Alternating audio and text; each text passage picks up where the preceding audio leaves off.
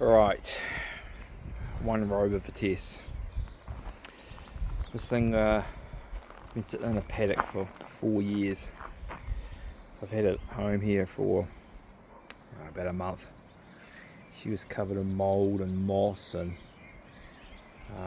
she's pretty sad looking. So I've started to fix it up. Lots of electrical issues, and I wasn't going to video it. And I've been struggling with one issue, and that is the headlights. No dip, no main beam. And I've been trying to find the solution.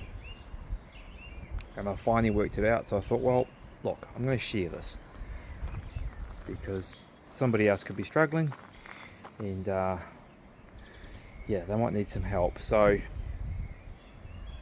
did the normal stuff, pulled the relays out, bypassed the relays, put power across the relay on that fuse box by the battery there, and yeah, proved that we have dip and we have main beam, so that there's nothing wrong with the bulbs or the wiring from the relay box to the lights. It's purely a control of the relay. So the stalk inside the car obviously goes to a control box somewhere in the car, which then activates the relay or the relays. So this is a New Zealand new car, so 1989.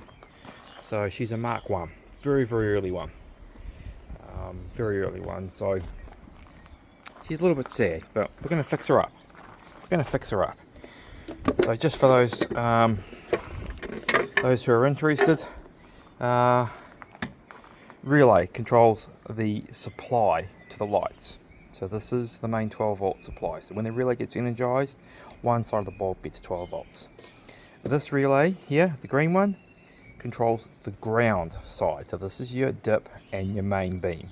By default, the relay is normally closed. That gives you dip. It relays energized, goes to high beam / main beam. Okay, so in my case on this car, this relay was not being energized, and this relay wasn't being energized, and this is obviously the main power one. So so according to the Haynes manual, there is a module that does the dip and the high beam, and I call it a dip high beam control module. That's sort of what it is. So I went hunting. Where is this control module? Where is it? And on this particular car, I will show you where it is. After some tracing of wires and many hours of pulling my hair out, here we go. So this is the relay box from up under the dash here on the driver's side. One nut, and this all pulls out. This module here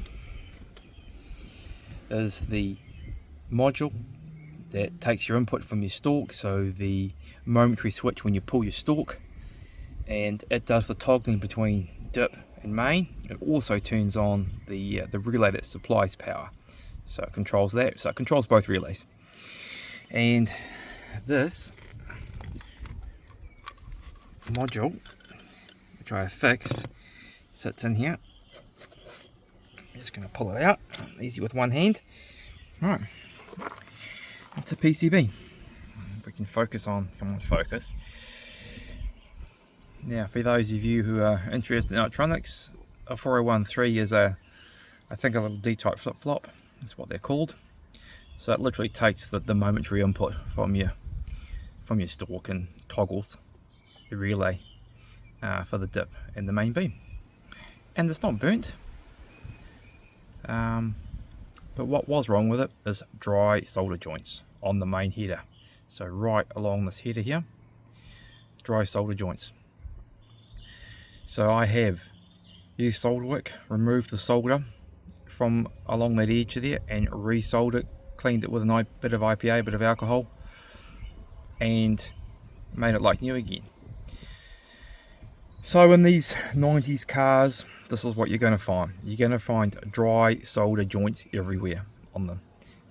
And you know, electrically, the device still works. It's just, it couldn't control anything because it was a bad solder joint, dry joint. Now if you haven't seen a dry joint, I didn't get a photo of it, but it's literally a ring around where the pin goes through onto the PCB and connects to the solder. You can see a ring, and that ring indicates there's no connection between the pin, the solder, and hence the PCB, and nothing is going to work. So this is the module. The part number on my module, for those who are interested,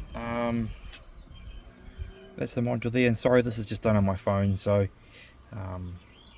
nothing too scientific for this because I wasn't even going to video it. But yeah, so this is the module. So this is what pulls down. So I mean, I would encourage, you know, if you've got this relay module out, is to pull all these relays out, and if there's any circuitry in them, solder them. Now if you can't do the soldering yourself, just take it to somebody who does electronics. They'll resolder that in 5 minutes. As long as the PCB is not burnt, the problem will be fixed. So this goes in, and I now have dip, main beam, the flash works, the light on my dash works.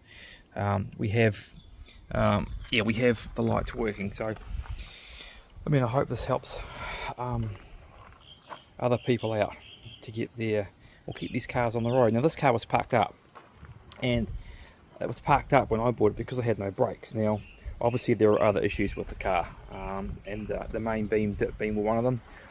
Also the heater control unit was running fan speed, full noise all the time, so I had to find the fan speed relay and resolder that PCB. So that's another PCB that's been done. Yeah, and the car's been sitting, so I'm going to find other issues as I go through. I guess if anyone's interested, I can do more videoing as I get this car sort of back on the road again. As you can see, all the wheels are off it. So we're going to do a, well, front brake anyway, so she'll have some new rotors put on it. We'll rebuild the front calipers. And we'll throw some Brembos on the front, if I can get some nice Brembo rotors for it, if they exist here in New Zealand. And at least do the front brakes. The master cylinder has been done, so we've put a re-sleeve in that of stainless. New seals have gone into that. But the engine bay is not that pretty. She's been it's been sitting outside with a cover over it, looking at it, so there's a bit of oxidization and stuff on there. But it has been coated in cavity wax, so the whole car has had a cavity wax put through it. But they didn't do the doors. They did the chassis, did everything, but they didn't do the doors. And that's what happens. Yeah. We do have spare parts to put on this car. I've got some doors, some other bits and pieces we can use to get the car back on the road again. So anyway, that's an update on the headlights, how to get them going. So yeah, hope it was useful.